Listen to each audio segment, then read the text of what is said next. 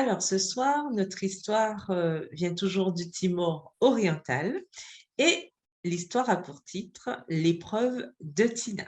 Donc, c'est l'histoire de Tina Alves qui a 39 ans.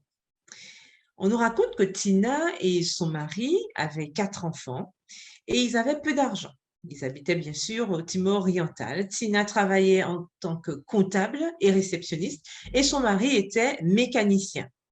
Et ils arrivaient à s'en sortir plus ou moins jusqu'à ce qu'ils aient décidé d'envoyer un de leurs fils dans un pensionnat en Indonésie, donc qui est pas loin du Timor oriental, puisque sur l'île, il n'y avait pas, au Timor oriental, donc il n'y avait pas de lycée adventiste. Et Tina tenait à ce que son fils prolonge ses études dans une école adventiste.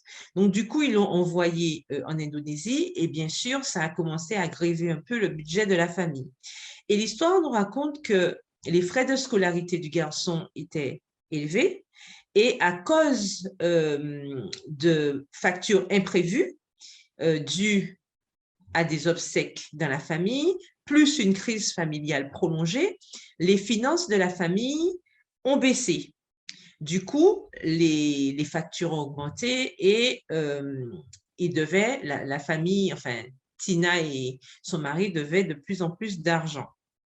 Et les frais de scolarité, ils n'arrivaient plus à payer les frais de scolarité de leur fils. Donc, Tina était un peu désespérée et elle a décidé de postuler dans une ferme qui produisait des fraises, mais en Australie. Et les membres d'église lui ont rappelé quand même qu'elle avait un enfant d'1 an, mais elle était déterminée à travailler comme saisonnière en Australie parce qu'il lui fallait absolument rembourser la dette pour l'école et elle comptait revenir avec quelques économies à peu près 6 mois plus tard. Donc, Tina est allée travailler dans cette ferme en Tasmanie. Et au cours de sa première semaine, on nous raconte que la superviseure a proposé de doubler les salaires pour les gens qui travaillaient le samedi. Donc, le sabbat matin, sa colocataire est allée tranquillement dans les champs, mais Tina, elle est restée dans sa chambre. Et pendant 2 mois, on nous dit que Tina est restée adorée dans sa chambre le jour du sabbat.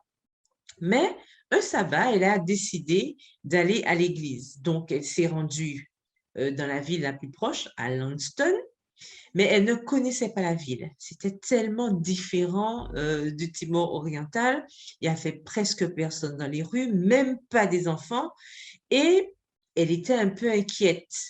Elle a tout essayé pour retrouver le chemin de la ferme, mais elle s'est bien rendue compte qu'elle s'était perdue. Et après 2 heures de marche, elle a enfin vu un homme qui était en train de nettoyer sa cour. « Bonjour, monsieur, dit-elle. Pouvez-vous m'aider, s'il vous plaît?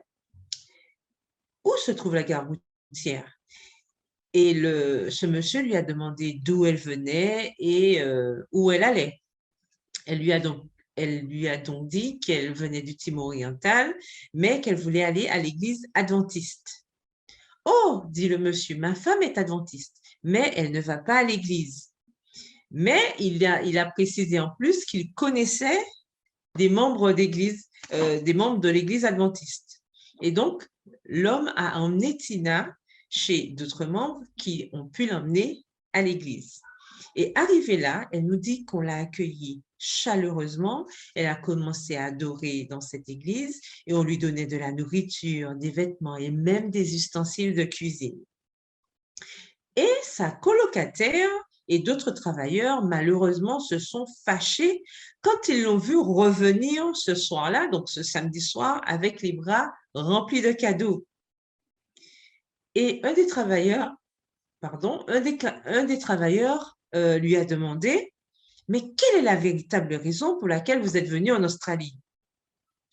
Tina a répondu, « Je suis venue pour gagner de l'argent. » Et un autre travailleur lui dit, « Mais pourquoi vous ne travaillez pas le samedi, puisque les salaires sont doublés le samedi? » Et un troisième travailleur a dit, « Mais vous êtes venu que pour vous amuser, vous ne faites que vous amuser. » Et bien sûr, cette remarque a fait très mal à Tina, puisque c'était de fausses accusations et elle savait pourquoi elle était là. Mais elle a répondu, « J'ai 6 jours dans la semaine pour en gagner de l'argent et un seul jour pour Dieu.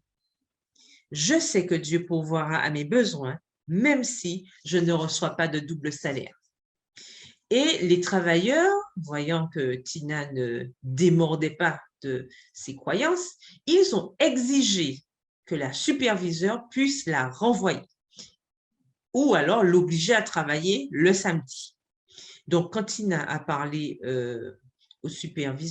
à la superviseure, elle a précisé que quand elle a postulé, elle avait bien précisé au propriétaire du champ qu'elle ne pourrait pas travailler le samedi et que celui-ci lui avait répondu qu'il n'y avait pas de problème puisqu'en Australie, les gens peuvent adorer le jour qu'ils veulent. Donc, du coup, Tina a répondu à la superviseure qu'il était hors de question qu'elle puisse travailler le samedi, quel que soit ce qui lui arrive, et que d'ailleurs, on ne pouvait pas la renvoyer au Timor oriental puisqu'elle avait le droit d'avoir ses samedis. Au fil du temps, 4 ou 5 autres travailleurs ont commencé à manifester de l'intérêt pour la foi de Tina. Et ils sont venus à l'église avec elle le jour du sabbat. À la fin des 6 mois, Tina s'est demandé si elle avait pris la bonne décision. L'argent qu'elle avait gagné, en fait, était à peine suffisant pour pouvoir régler la dette scolaire qu'elle avait pour son fils. Mais lorsqu'elle est retournée au Timor oriental, elle avait plus d'argent que ses amis qui avaient travaillé le samedi. Mais que s'était-il passé? Figurez-vous que lors de son dernier sabbat en Australie, les membres d'église lui ont présenté un cadeau d'adieu, une pile d'enveloppes. Et dans la salle de bain de l'église, Tina a ouvert les enveloppes et elle a trouvé de l'argent. C'était plus d'argent qu'elle n'aurait jamais gagné, même si elle avait enfreint le sabbat et même si elle avait travaillé donc le samedi.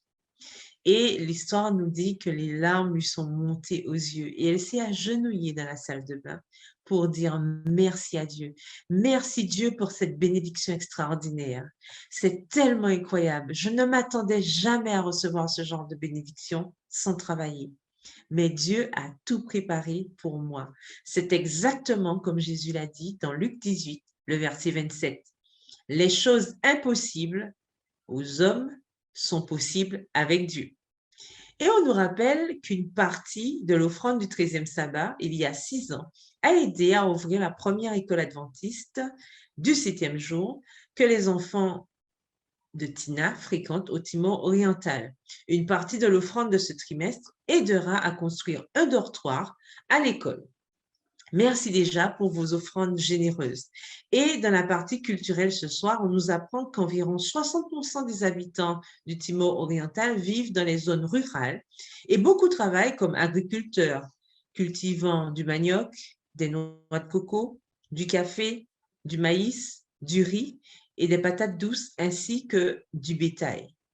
Le secteur industriel produit des vêtements et de l'eau en bouteille et il existe aussi des réserves de pétrole et de gaz naturel en mer. Donc, nous continuons à prier pour les adventistes de cette région et aussi pour tous les missionnaires qui continuent à travailler dans l'œuvre afin que d'autres puissent entendre parler de Dieu. Donc, pensons à eux dans nos prières. Que l'Éternel vous bénisse et à bientôt pour une nouvelle histoire.